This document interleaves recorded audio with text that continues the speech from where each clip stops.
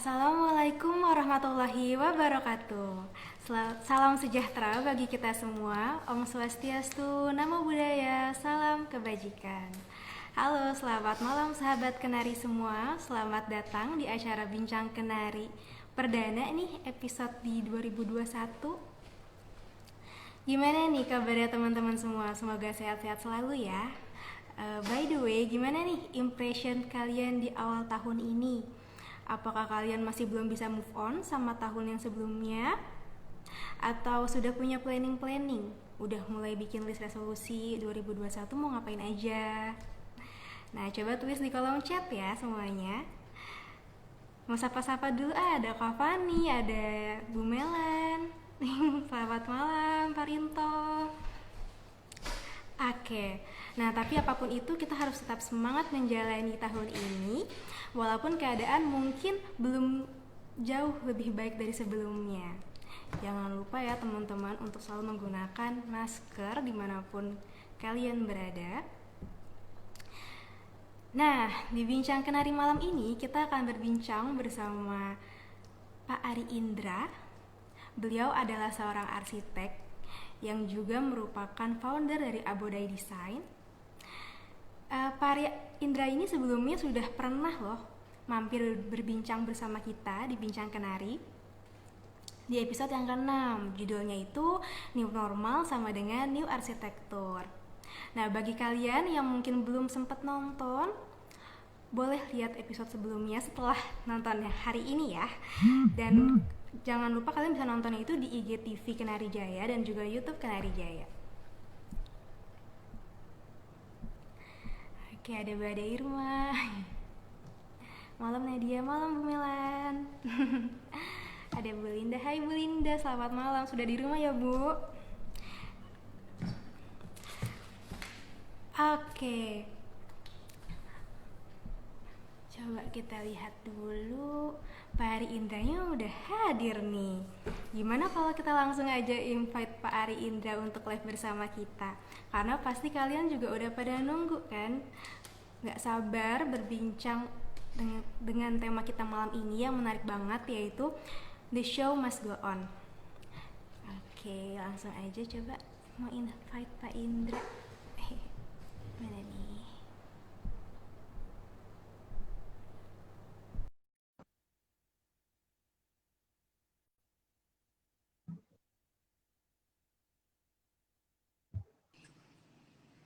Halo, Selamat malam Pak Ari. Berjumpa lagi Pak sama Nadia nih di Bincang iya, Kenari. iya. Gimana nih Pak 2021 so far? Kayaknya lagi bikin masjid nih terakhir. So far belum terlalu far, baru 22 hari kan 2021-nya. Jadi Oh iya kita bener masih juga. jadi kita masih wait and see apa yang akan terjadi di minggu-minggu dan bulan-bulan ke depan. Salatiga aman ya Pak? Aman. Sama apa tuh? Selo Jenny? Kenapa? Bapak masih di sana nih? Kayaknya lagi di Masih. sana nih. Kalau dilihat-lihat backgroundnya. Memang memang selalu di sini. Memang selalu di sini, Oh. tidak akan kemana-mana. Oke Pak, mungkin kita langsung ke pertanyaan pertama kali ya Pak. Oke, silahkan.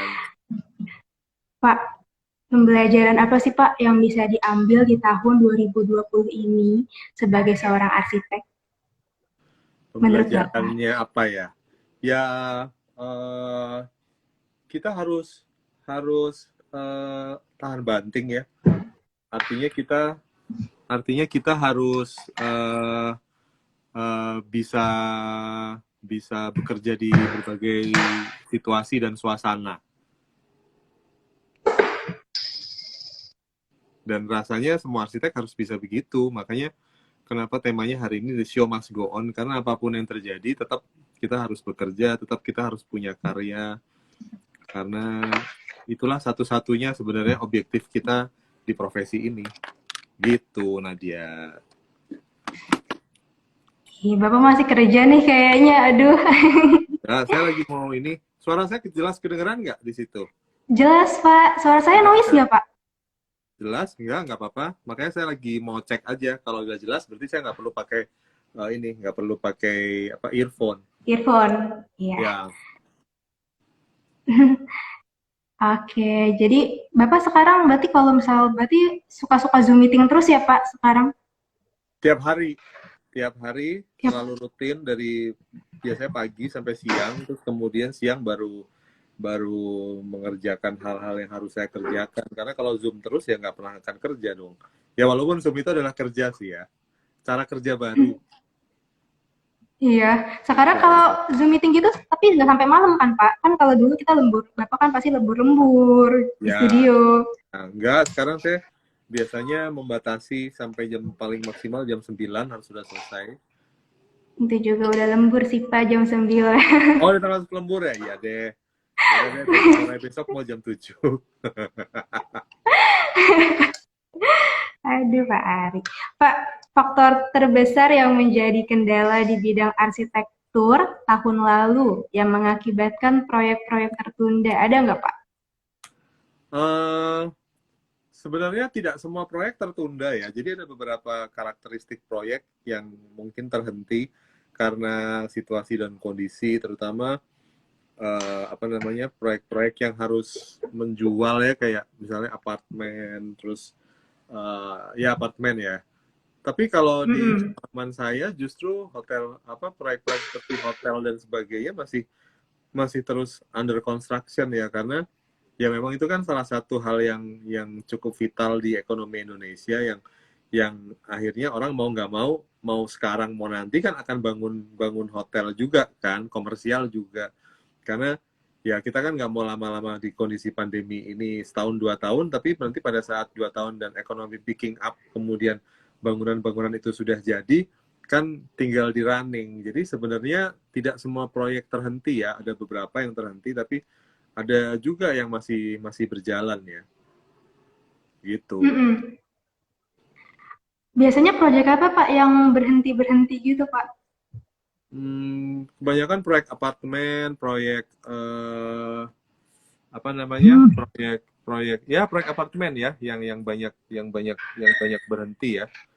Kalau kantor masih berjalan, proyek komersial juga masih ada beberapa yang masih berjalan sih Nadia. Gitu. Mas, saya boleh sapa sebentar ya, Pak? Rame banget nih, Pak, yang nonton. Ada Mas Tama. Mas Halaman Ram siapa? sama. Sama Yesenti nih kayaknya nih.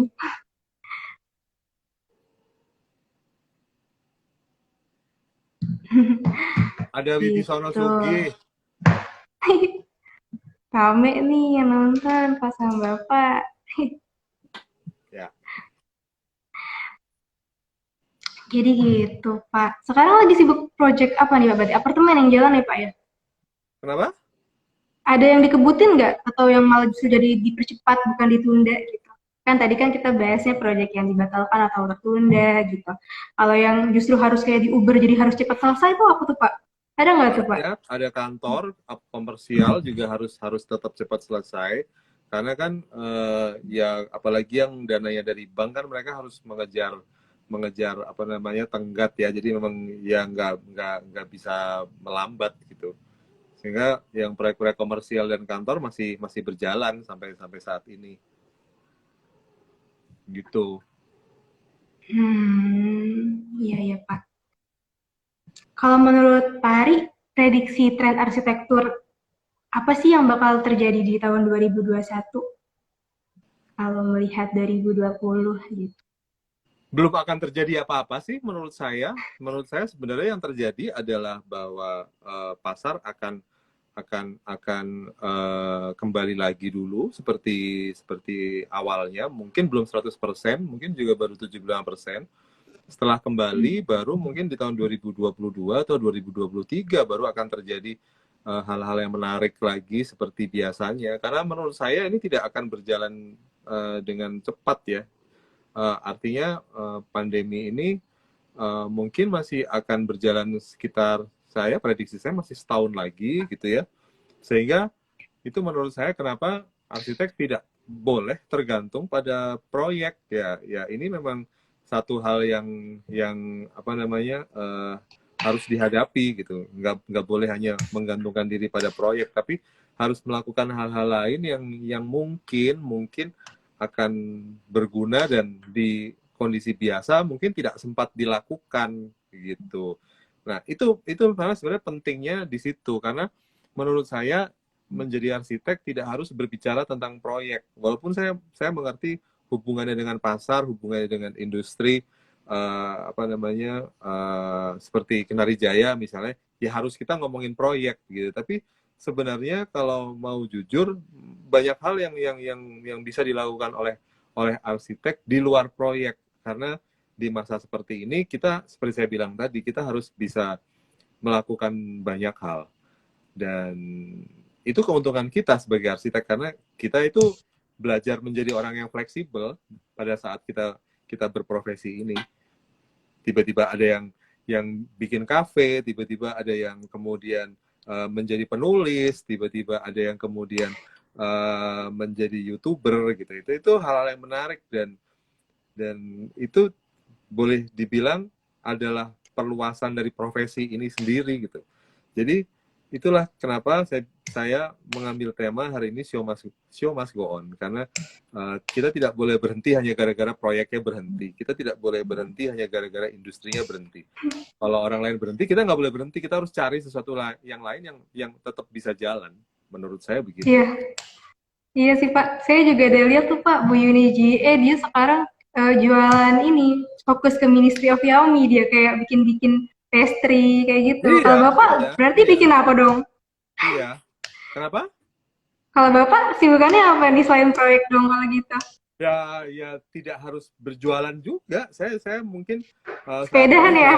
sedang banyak melakukan apa proyek-proyek sosial. Itu kan juga hal-hal yang bisa kita lakukan di masa-masa seperti ini gitu. Yang proyek yang dulu mungkin kita itu tidak punya waktu untuk melakukan itu. Cuman sekarang rasanya kita akan punya sedikit ekstra waktu untuk melakukan hal-hal yang dulu mungkin kelewatan.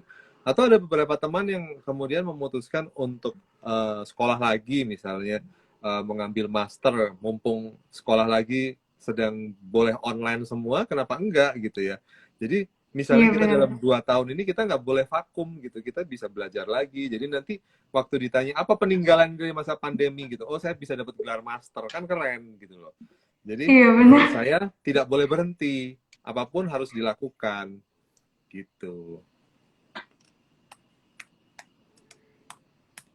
Proyek sosial yang masjid kemarin ya Pak ya? Salatiga keren banget Pak sekarang. Jadi pengen ke Apanya? Salatiga. Iya, harus main ke sini. Makanya saya niatnya juga ingin membangun kota kecil ini supaya bisa menjadi lebih lebih rame, lebih seru, mengundang arsitek-arsitek lain untuk misalnya berkarya di sini. Ya, di masa pandemi ini mungkin waktunya saya untuk merintis ke arah sana ya. Karena nggak mungkin saya sendiri yang membangun di sini juga nggak mungkin gitu. Mungkin akan mengajak beberapa arsitek lain untuk menyumbangkan ide dan sebagainya gitu. Dan Jadi sahabat Selojeni. dan sahabat Selojene. Jadi Kenari Jaya juga jangan lupa ya harus ikut mensupport saya. Terima kasih Iya, Pak iya Pak. Hendra. Siap Pak. Salatiga terus Pak. Yang lain dong Pak kotanya. Ya kan saya pindah ke Belum sini ya? juga ada kepentingannya salah satunya Ah itu. iya sih. Dulu kota kelahiran Bapak ya Salatiga itu? Enggak, saya besar di sini. Jadi saya selalu merindukan tinggal di sebuah kota yang saya bisa bisa bilang ini hometown saya karena saya tidak pernah tinggal lama di satu kota sehingga akhirnya waktu saya memutuskan untuk mau kemana ya Salatiga ini pilihan saya gitu ya semoga pilihan ini bisa menjadi pilihan selamanya Iya. nggak punya ide untuk pindah lagi Nomaden pindah-pindah. iya. Ada lagi nih Pak pertanyaan tips agar profesionalisme seorang arsitek tetap terjaga walaupun banyak kendala yang terjadi akibat pandemi yang sedang berlangsung. Apa aja tuh Pak tipsnya? Karena di kondisi yang padat kayak gitu. Pertanyaan siapa itu ada yang nanya ya Pertanyaan dari Kenari nih Pak kebetulan. Banyak. Jadi arsitek itu kan nggak hanya mendesain. Jadi arsitek itu juga harus mengerti tentang peraturan dan sebagainya. Saya yakin saya aja sebenarnya juga nggak terlalu paham tentang peraturan dan segala macam hal yang biasanya harus diperlukan pada saat kita membuat bangunan di kota besar ya. Nah, ini sebenarnya waktu yang tepat nih untuk belajar mempelajari peraturan, sehingga itu tadi supaya untuk menjaga profesionalismenya, ya itu belajar peraturan itu sudah menjaga profesionalisme loh menurut saya. Dan ini saya kayak mengatakan kepada diri saya sendiri, karena saya juga orang yang paling malas sebenarnya untuk belajar tentang peraturan, tapi itu harus gitu. Dan akhirnya sekarang jadi kayak punya waktu untuk mulai melihat lagi kira-kira, oh tangga kebakaran ternyata ukurannya harus sekian, terus habis gitu jarak bebas ternyata harus sekian. Nah itu waktunya belajar sekarang. Begitu Nadia. Distance ya Pak? Iya. Distancing, anywhere. Pak, ini ada pertanyaan dari siapa tadi ya? Coba kita cek dulu.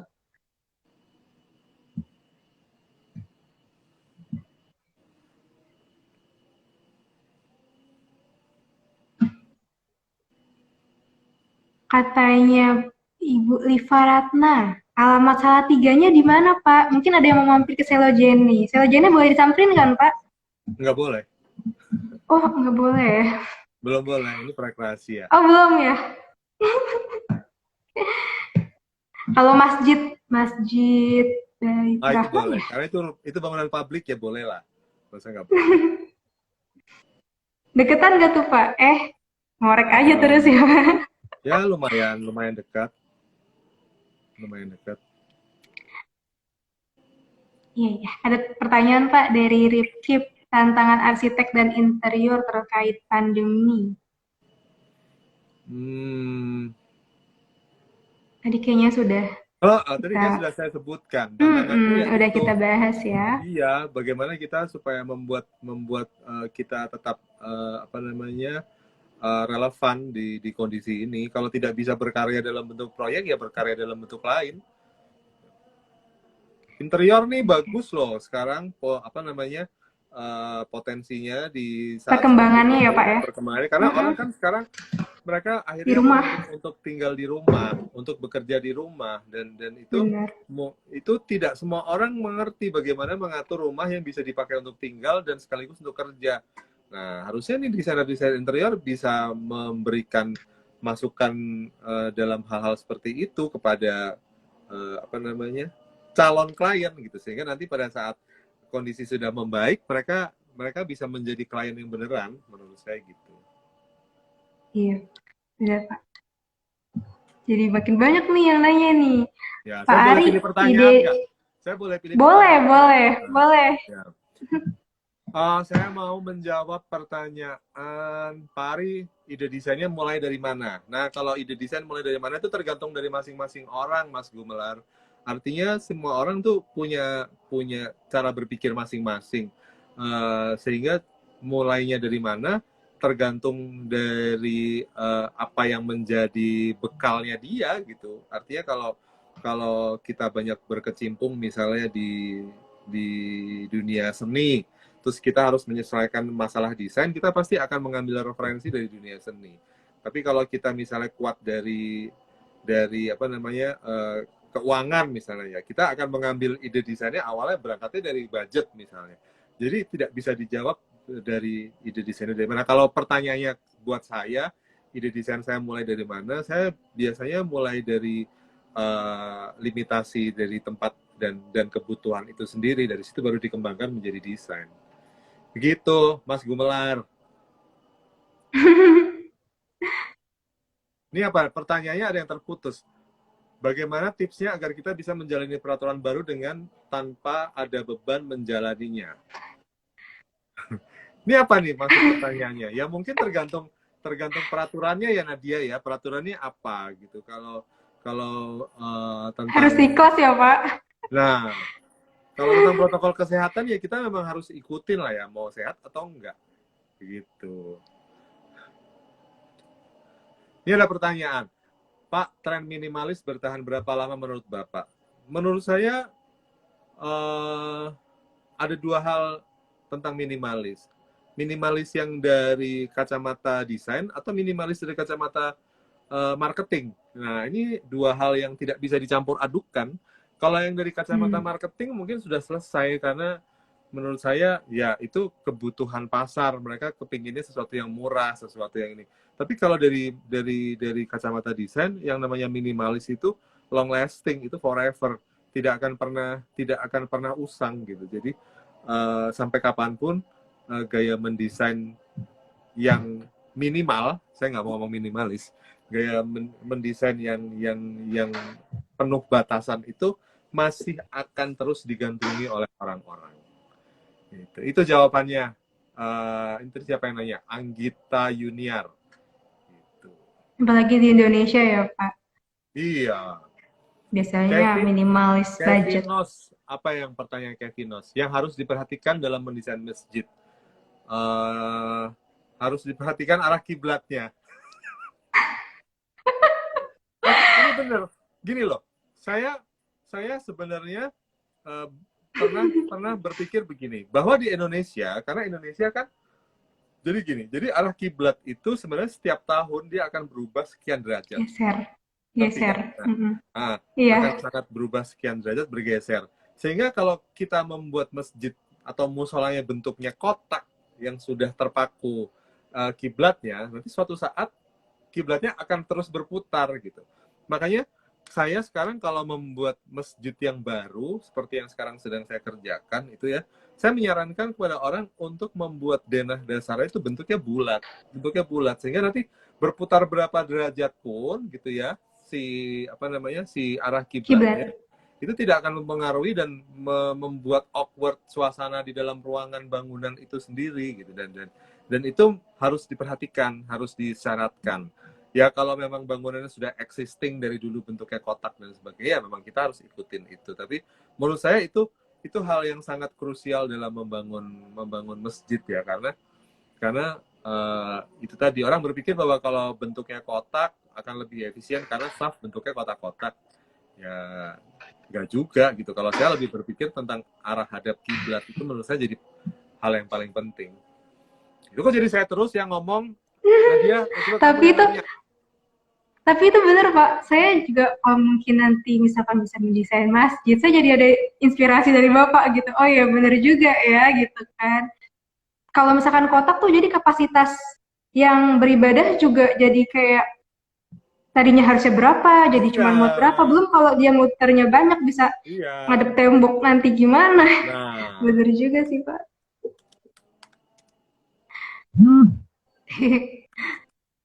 Ada pertanyaan apa lagi? Banyak nih Pak, saya coba bacain ya Pak. Coba, mana? Pak Ari, ketika suntuk gak ada ide, yang dilakukan Pak Ari biar dapat ide, ngapain Pak? Main sama Romeo kah? Romeo siapa Pak? Saya kalau lagi nggak ada ide, biasanya saya jalan-jalan di kebun. Dan setelah jalan-jalan di kebun, biasanya juga belum ada ide sih. Nggak, gini, menjadi arsitek tuh menurut saya, satu, ada ide yang harus ditunggu. Ya, ada ide yang harus ditunggu tuh, yang kita kayak harus nunggu wangsit gitu ya, nunggu wangsit untuk mendapat ide. Tapi juga ada ide yang harus dipaksa keluar, karena menurut saya arsitek selalu berpikir di zona nyamannya mereka sendiri. Contohnya misalnya zona nyaman saya adalah pada saat saya mendesain sesuatu yang lebih fluid, sesuatu yang lebih bebas program ruangnya. Jadi pada saat saya mendapat tugas mendesain sesuatu yang rigid, biasanya akan mulai males. Ya, sampai ditungguin seberapapun idenya nggak akan keluar gitu. Jadi menurut saya salah satu tugas kita adalah untuk memaksa ide itu supaya keluar. Saya gimana? Ya udah adepin aja gitu maksud, dan itu juga sesuai dengan tema hari ini kan, show must go on. Artinya kita ya harus dihadapi, masalahnya harus dihadapi, harus dicari solusinya gitu. Yang namanya ide berarti bukan hanya diperoleh, tapi bukan hanya didapat dari secercah ide, tapi juga harus dicari menurut saya, bukan hanya ditunggu. Gitu, Mas Buka-buka Karolus itu ya Pak, Bagas. kayak ide-ide website yang suka ngasih konsep-konsep desain gitu ya Pak. Kadang mungkin ada yang lagi tren, jadi kita Ya itu boleh lah, tapi menurut saya mencari ide dengan melihat itu sebenarnya adalah tidak terlalu sehat karena mata kita hanya dimanja karena gini, karena kita selama ini hanya dimanjakan oleh mata. Menurut saya kita harus memakai perasaan kadang-kadang pada saat mencari ide, sehingga jangan hanya mengandalkan mata, karena kalau mengandalkan mata itu terlalu mudah. Terlalu mudah tuh artinya orang akan mudah menilai apa yang kita buat. Eh, Bagus atau tidak bagus, dan menurut saya itu kurang seru. Kalau idenya ditemukan dari berpikir, dari mendalami masalah, itu biasanya hasilnya akan tidak skin deep, akan lebih dalam. Kalau kata anak sekarang lebih dalam, sehingga kita tidak hanya bisa melihat dari hanya melihat tampilannya, tapi kita harus mengerti. Dan menurut saya sebaiknya arsitek harus menuju ke arah sana supaya kita tidak terjebak hanya di bentuk gitu. berarti menciptakan desain yang baper ya Pak, desain yang bawa perasaan. Ya, betul. Betul. Karena memang desain yang baik itu harus membawa perasaan, tidak cuma ya udah gini-gini aja deh gitu. Nggak bisa. Benar juga. Pak, Gitu. Bapak dulu waktu masih muda sih sekarang juga, cuman Masih sekarang masih masih muda. muda. Dulu waktu Bapak baru pertama-tama jadi junior arsitek gitu, Pak. Dulu yang menjadi panutan Bapak itu siapa, Pak? Boleh tahu nggak sih, Pak? Yang kayak Lupa emes saya, banget udah gitu. saking udah saking lamanya siapa panutan saya. Lagian juga zaman dulu susah cari buku, belum ada internet, sehingga kita enak nggak punya panutan. Akhirnya kita nyari-nyari aja sendiri kita mau jadi apa. Ini jawaban yang real ya. Kalau sekarang tuh orang kayak, hah, masa sih bisa nggak punya idola waktu muda? Ya memang susah karena kita waktu itu belum ada apa ya, belum ada tokoh di dunia arsitektur yang bisa kita jadikan panutan gitu. Buku buku jarang, majalah majalah ada, tapi apa namanya terbatas kan. Di TV Mm-mm. belum ada acara desain seperti sekarang. Apalagi internet belum ada sama sekali. Jadi memang akhirnya, nah itu yang membedakan generasi saya dengan generasi yang sekarang. Kalau generasi saya biasanya apa yang mereka dapat sekarang itu hasil pencarian. Kalau generasi yang baru, Iya, apa yang mereka dapat sekarang biasanya adalah hasil melihat. Jadi hasil mm-mm. hasil melihat dan mencoba itu nggak jelek juga. Benar, Pak. Itu nggak jelek dan lebih cepat. Makanya seperti diketahui sekarang ya, usia arsitek itu semakin muda. Mereka masih muda-muda karena udah bagus-bagus. Kalau di angkatan saya, mungkin baru setelah umur 30 tahun kita baru bisa mulai punya proyek yang terbangun. Kalau arsitek sekarang umur 27 gitu ya, mereka udah pernah bikin bangunan tinggi, udah pernah bikin hotel dan sebagainya. Bagus sih menurut saya. Ya, itu cara belajar yang cepat sebenarnya, melihat dan kemudian meniru. Nggak ada yang salah dengan itu. Dulu juga gitu sih Pak, kalau kuliah tuh banyak dosen yang kayak nyuruhnya gini, lihat terus dilihat terus dicoba ditiru terus di revise gitu apa yang perlu dikembangkan gitu dari gambar itu. Jadi nggak, kalau meniru kan berarti kan jatuhnya kayak copy paste gitu kan. Tapi dari Iya, situ kita apa nih bisa mengembangkan apa gitu. Jadi berawalnya nggak black box. Mungkin maksud Bapak waktu zaman Bapak waktu generasi Bapak kayak eh, benar-benar black box gitu kali ya Pak ya. Jadi nggak banyak yang bisa dijadikan iya, mesti nggak lihat banyak. oh apa nih Iya, syarat-syaratnya. Kalau iya. sekarang kalau sekarang kebanyakan syarat. Apa Sekarang gimana? kebanyakan contoh sehingga Kebanyakan contoh. bahkan kalau kita mengcopy sesuatu pun di zaman sekarang juga nggak akan ada yang tahu karena setiap menit selalu ada bangunan baru yang terbit di dunia maya kan. Ya itu sebenarnya. Ada pertanyaan nih Pak. Eh, Bagaimana penentuan hitungan RAB yang baik? Hmm, saya paling nggak bisa ya ngitung RAB. Kayaknya Harus RAB kerjaan gini QS gini ya Pak harus ya? ya harus dijelaskan bahwa sebenarnya tugas arsitek bukan menghitung RAB karena sebaiknya arsitek tidak terlibat dengan perhitungan keuangan sebuah proyek, karena itu berarti ada vested interest. Makanya untuk seorang arsitek yang profesional sebaiknya RAB dihitung oleh ahlinya, yaitu oleh quantity surveyor QS. Itu bidang ilmu yang memang menangani hitungan-hitungan untuk budget bangunan, building quantity dan sebagainya, itu harus mereka. Ya, tapi saya memang Betul banget. tidak mengingkari bahwa di pasaran juga banyak arsitek yang sekalian ya desain sama RAB gitu ya, nggak ada yang salah gitu. Kalau memang bisa menghitung RAB ya bagus-bagus aja. Cuman saya aja yang males, nggak mau belajar bikin RAB, walaupun sekarang udah bisa-bisa dikit gitu, saya udah mulai mengerti gitu ya. Tapi memang akhirnya untuk proyek-proyek yang saya kerjakan, saya lebih baik menyerahkan ke ahlinya.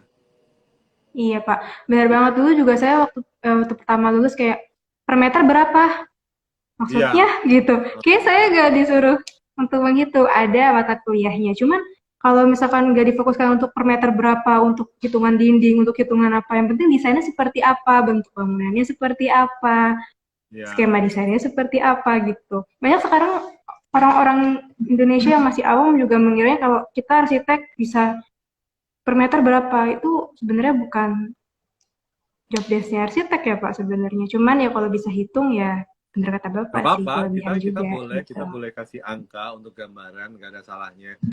Makanya sekarang itu sebaiknya ya kalau arsitek bisa menguasai banyak hal ya, ya bagus-bagus aja gitu, tidak menjadi spesialis, karena memang sekarang tuntutannya sudah seperti itu. Dan menurut saya ya ya ya baik gitu, artinya ada arsitek yang kemudian mendirikan perusahaan yang design and build dan sebagainya, nggak masalah gitu, karena design and build pun bisa bagus. Kalau design and build kan memang berarti harus sekalian menghitung biaya kan. Nah itu sih Iya Pak, benar. ini ada Berarti pertanyaan yang Bapak menarik. Apa? apa tuh? Berarti Bapak dari awal waktu masih muda emang berarti fokus on desain aja ya Pak? Dari awal sampai Iya, ke bawah sampai saya sekarang. bisanya cuma itu. Wah, Bapak. Apa Saya tuh Pak tadi bisanya hanya pertanyaan? mendesain. Ada pertanyaan, saran untuk arsitek pemula dalam memulai merintis karya arsitek apa Pak? Benar Pak. Sarannya harus open mind, jadi harus terbuka pikirannya. Arsitektur itu seperti olahraga ya, harus sportif.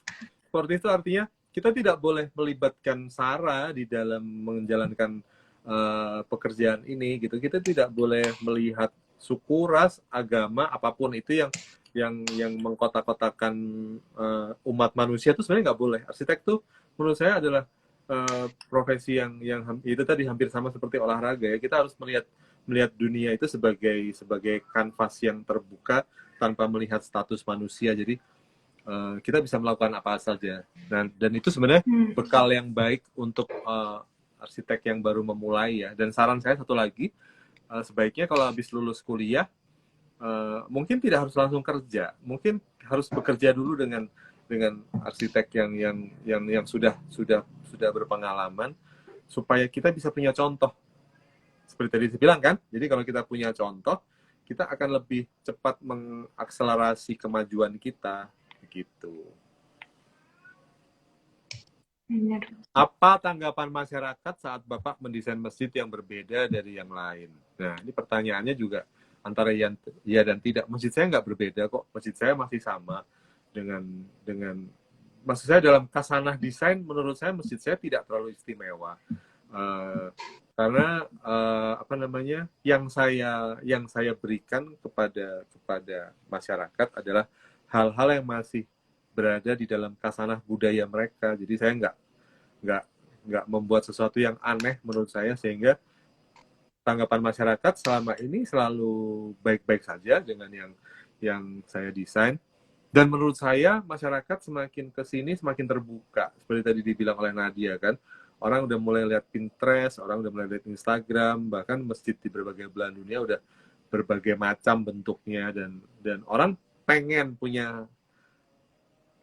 untuk tidak punya hal yang sama. Nah, dan itu sebenarnya sangat membantu pada saat kita membuat desain tempat ibadah yang mungkin tidak sama Berbeda. dengan sekitarnya, gitu. Tapi sebenarnya masalah perbedaan bikin rumah ibadah ya Pak, khususnya masjid. saya pernah lihat buku gitu Pak. Untuk di Afrika Selatan aja dia kayak pakai tanah gitu ya Pak, kalau nggak salah ya Iya, makanya strukturnya. Iya karena kan? tempat ibadah itu Mm-mm. harusnya dibangun sesuai dengan karakter masing-masing tempat. Sehingga kenapa saya selalu berpikir ya kalau di Indonesia mungkin ada baiknya kita harus menggunakan atap miring. Karena ya hujan adalah satu yang sangat karakteristik Indonesia sekali. Hujan Indonesia itu tidak sama dengan hujan di Eropa, tidak sama dengan hujan di Afrika. Kalau di Afrika, Eropa mungkin hujan airnya dari atas ke bawah. Kalau di Indonesia, terutama di daerah pegunungan, itu airnya bisa dari atas bawah, dari kiri kanan, dari depan ke belakang.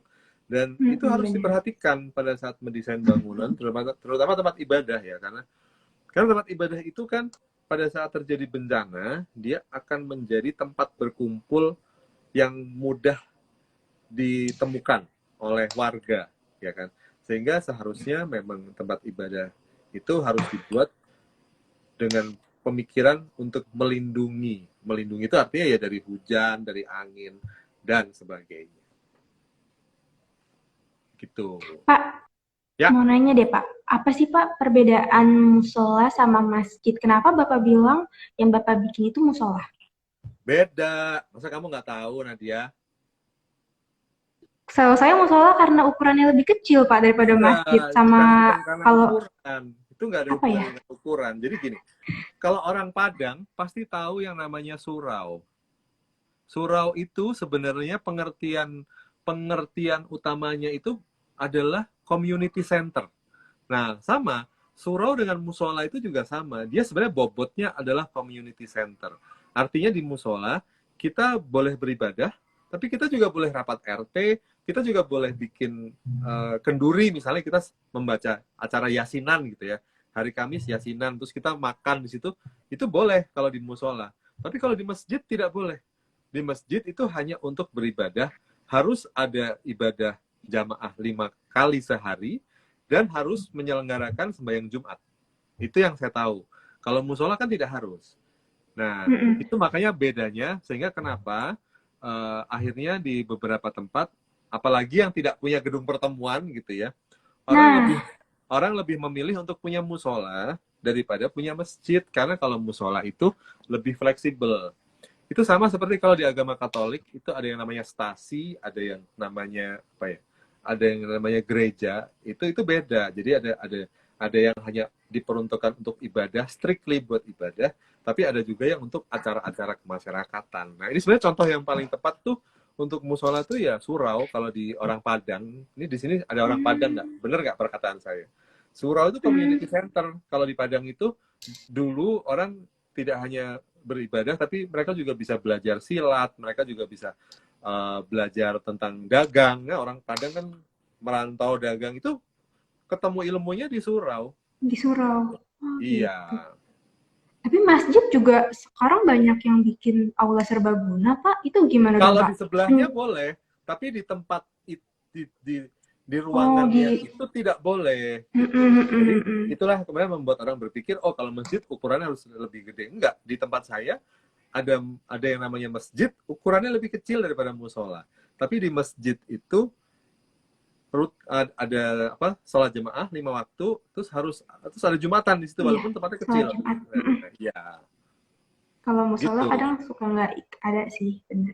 Dan memang Kalau tidak saya harus juga gitu. ada, ya Cuman baru harus tahu Pak kalau musola bisa buat itu ya, bisa buat kayak acara-acara bisa buat eh, uh, komunitas gitu. bisa buat party. Hmm, Batu Abana Pak. Apaan tuh Pak Batu Abana? Saya ya gitu maksudnya. Apa tuh? Bener Pak, setuju. Saya Padang. Mana? Oh iya. Uh, Mana yang orang Padang? Ada yang jawab ya? Oh iya, bener Pak. Iya, Gibel. Batu Abana. Nah, Pak, ada yang nanya lagi nih Pak dari masih Pak Gumelar. Rajin banget nanya. Katanya terakhir nih pertanyaan lagi. Hasil desain arsitek terbaik menurut Bapak saat ini karya apa Pak? belum ada. Saya masih berusaha membuat yang terbaik. Ini ada Juga. pertanyaan. Ada ada pertanyaan. Oh, ini juga ada yang menjawab nih. Masjid biasanya ada majelis taklim, lingkup lebih luas. Musola biasanya lingkungan lebih kecil. Bener. Nah, ini bener juga. Bener. Ini ada pertanyaan tadi apa ya? Pak, saya mau tanya untuk arsitek, apa harus dituntut untuk bisa dan memahami DED? Ya haruslah. Detail engineering design ya, DED ya. Itu kan salah satu Iya, tahapan Pak. dalam gambar Teknis. arsitektur. Dari konsep, skematik konsep, kemudian ada DED. DED itu harus bisa arsitek membuat Detail. DED, karena di DED itulah kemudian harga sudah bisa dihitung, Pemasangan. sudah bisa tahu bahwa berapa kardus kita harus pakai produknya Kenari Jaya, ya nggak Nadia? Nah, baru dari Benar, Pak. situ kemudian ada gambar tender baru gambar konstruksi. Jadi kalau ditanya apakah harus memahami, ya harus, gitu. Salah satu ya tugas kuliah juga kalau nggak ada DED-nya bisa nggak lengkap hitungannya. Iya. Ini ada yang nanya Mas. Karena di DED juga ada kayak ini kan Pak, pasang kayak misalkan apa yang harus dipasang dulu, itu kan kelihatan di detail gitu kan. Biasanya juga DED untuk scale-nya juga dia harus lebih kelihatan dibandingkan potongan yang hanya ya kan. Iya. Gitu. Ini ada yang nanya lagi nih tentang masjid. Mungkin nggak sih desain musola tanpa molo? Mungkin sekali. Apa yang harus Molo itu apa, Pak? Hah? Molo itu apa? Molo itu loh, puncaknya yang kayak bawang itu loh. Kubah. Apa yang harus diperhatikan agar tetap terlihat dari jauh kalau itu musola? Molo itu kubah ya, Pak? Molo itu kubah, ya kubah. Oh. Ya. Iya. Apa yang harus diperhatikan agar tetap terlihat dari jauh kalau itu musola? Kenapa harus terlihat dari jauh ya? Kan kalau dari juga nggak kelihatan. Kalau menurut saya bisa banyak hal. Signage ya, Pak? Nah, benar. Signage aja.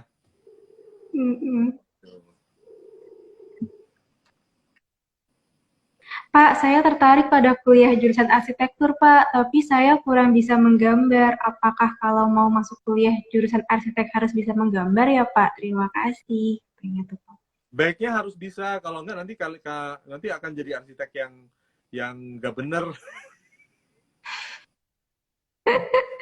Kuliah gini, saya bukan bilang nggak boleh ya, kalau mau kuliah aja sih silakan lah gitu. Cuman menurut saya kuliah arsitektur itu adalah kuliah yang tidak murah, dan saya pikir kita tidak boleh membuang resource uang, resource buku gitu, kesempatan juga kita nggak boleh buang gitu. Kalau memang kita tidak bisa mempunyai kemampuan untuk menggambar, terus kita memaksakan untuk masuk ke kuliah arsitektur, asal nanti niatnya jadi arsitek, saya perbolehkan.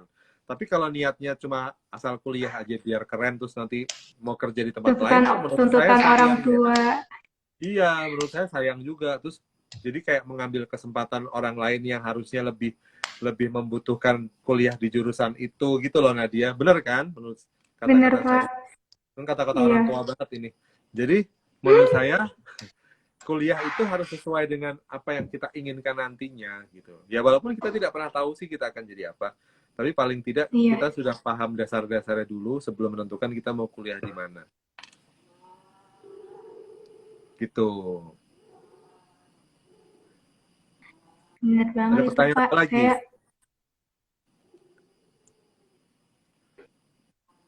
Apa hal yang membuat Apa hal yang membuat desain Bapak menjadi istimewa?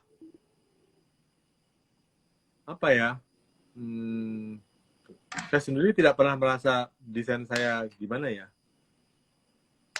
Bukannya sosok merendah ya. Ya memang menurut saya apa yang saya buat orang lain bisa buat sih.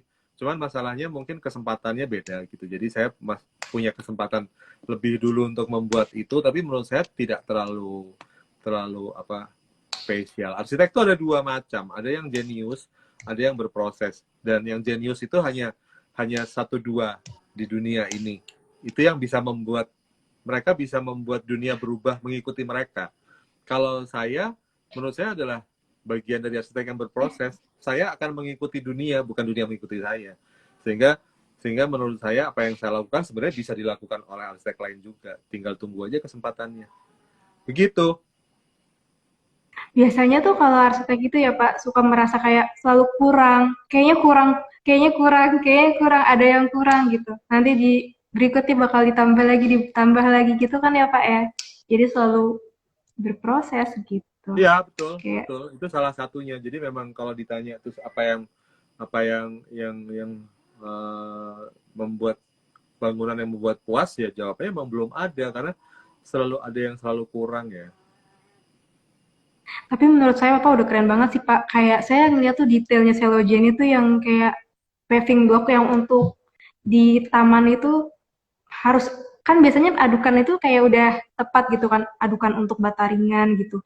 Terus Bapak Ya. kayak bisa kasih komposisi beda gitu. Itu kayak satu ilmu juga sih. Kayak wah, Ah, bisa salah. gitu ya. Semua Ternyata orang nggak juga bisa terpatok gitu ya campurannya. semua orang juga Kan bisa berpikir begitu kok. Cuma masalahnya mungkin orang nggak berani aja gitu. Kalau kalau sebaiknya sih harusnya kita berani mencoba ya, mencoba yang belum pernah. Kita harus berani mencoba yang belum pernah supaya supaya Nadia bisa mengagumi. Gitu. tunggu ya Ini ada, Pak. ini ada pertanyaan yang bagus loh. Ada pertanyaan bagus. Mungkin nggak Pak tempat ibadah 5 agama hanya dalam satu bangunan? Wah, ini mimpi saya, mimpi besar saya seperti itu. Karena menurut saya harusnya itu bisa. Harusnya itu bisa. Dan kalau kita bicara bangunan kan kita tidak berbicara mengenai apa namanya?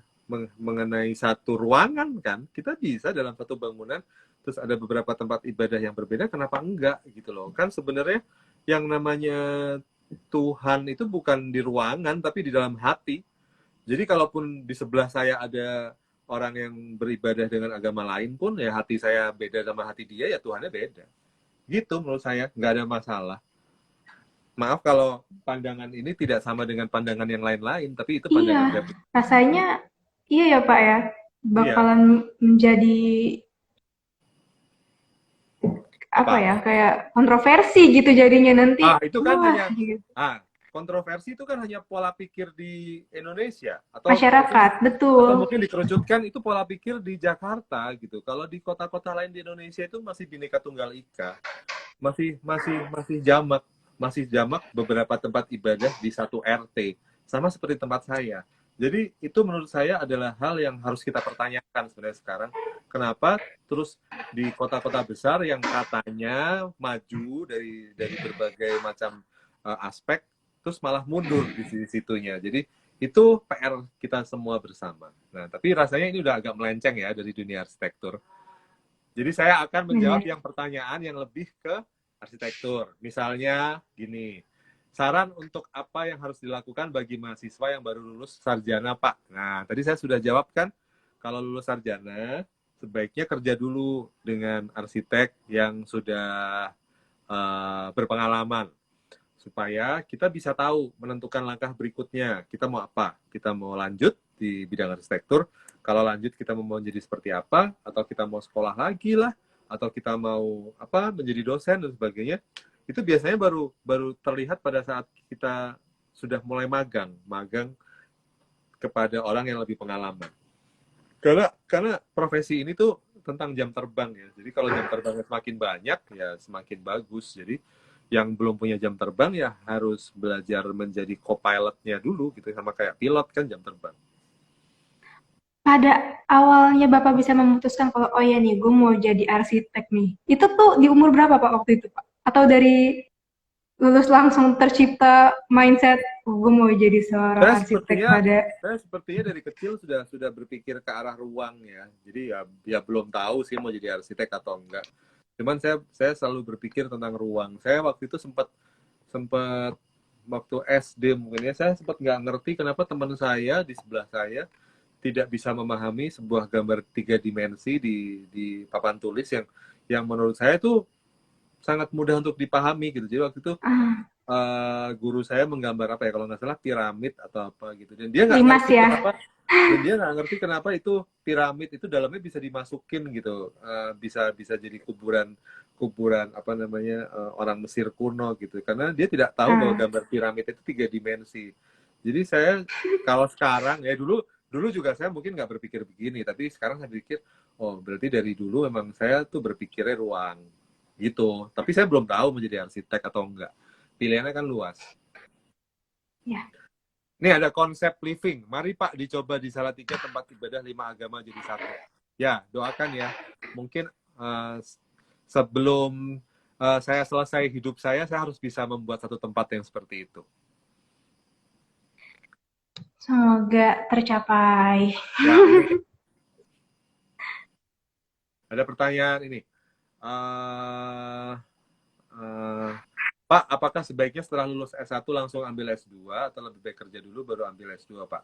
Kerja dulu. Nah, itu tadi yang saya bilang. Kerja dulu, baru dari kerja nanti kalian tahu minat kalian apa. Kan kalau mengambil S2 itu sudah mulai pengerucutan ke minat kan.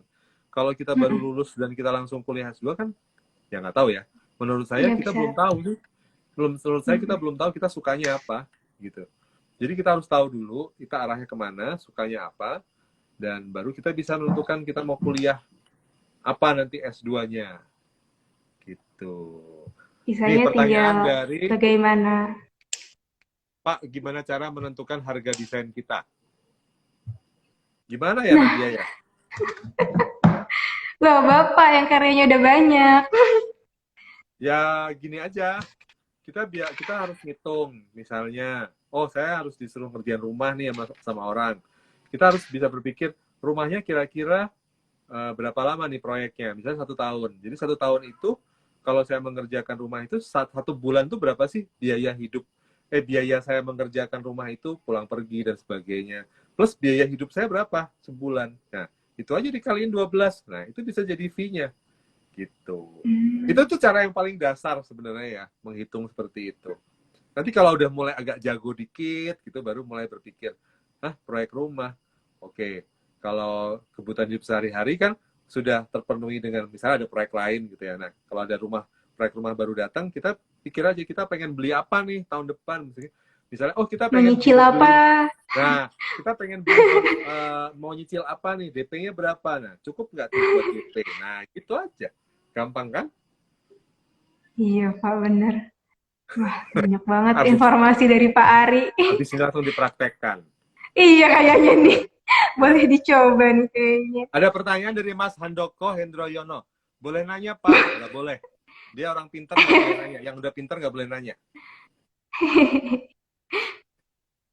Pak, bedanya prinsipal arsitek dengan arsitek in charge itu bagaimana? Prinsipal arsitek itu biasanya orang yang memegang kendali uh, dalam sebuah prosesi desain. Nah, kalau arsitek in charge, ya dia hanya apa namanya, hanya in charge di dalam proyek tertentu. Di atas prinsipal arsitek itu biasanya di atasnya arsitek in charge. Tuh. Oke Pak, last question boleh ya Pak? Apa? Boleh, Kenapa, boleh, last question, boleh. kenapa Mas Indra pakai baju hitam? Enggak, ini enggak hitam. Ini Abu-abu abu-abu. ya Pak? Ini coklat. Salah kan? Nah, berarti kalau salah dapat hadiah saya. Oke Pak, paling itu aja dari bincang-bincang kita hari ini. Mungkin kalau misalkan mau lanjut lagi, pada request komen-komen aja nih. Mau lagi dong sama Pak Rindra, boleh boleh nggak tuh Pak? 3 episode, boleh ya? Uh, bilang sama Pak Hendra dulu. Oke, jadi kalau gitu. Terima kasih Ya, Nadia. pertanyaanku nggak dijawab. Terima kasih banyak Pak Ari. Terima kasih Kenari Jaya. Semoga semua sehat semua di rumah. Oke. Terima kasih.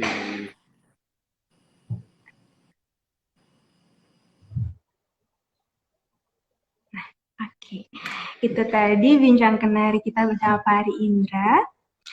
Gak terasa kita sudah di ujung acara Bincang Kenari. Terima kasih untuk Pak Ari Indra yang sudah meluangkan waktunya untuk berbincang bersama kami di Bincang Kenari pada malam ini. banyak banget informasi-informasi yang bisa kita terapin. Intinya kita nggak boleh putus asa, dan harus semangat untuk menjalani hidup. Jangan lupa untuk teman-teman, Nadia ingetin lagi untuk menerapkan 5M, yaitu memakai masker, mencuci tangan, menjaga jarak, menjauhi kerumunan, dan mengurangi mobilitas. Dan saya mau mengingatkan sahabat Kenari, kalau kita masih ada New Year promo dengan produk unggulan kita, Digital Door Lock K5200 dengan special price dan juga gratis 1 buah food wall. Nah, dapatkan segera di showroom Kenari Jaya atau marketplace kesayangan kalian di Tokped, Bukalapak, Shopee, Lazada. Dan jangan lupa kalian terus follow sosial media Kenari Jaya untuk informasi menarik lainnya. Sampai jumpa di Bincang Kenari selanjutnya. Selamat malam. Assalamualaikum warahmatullahi wabarakatuh.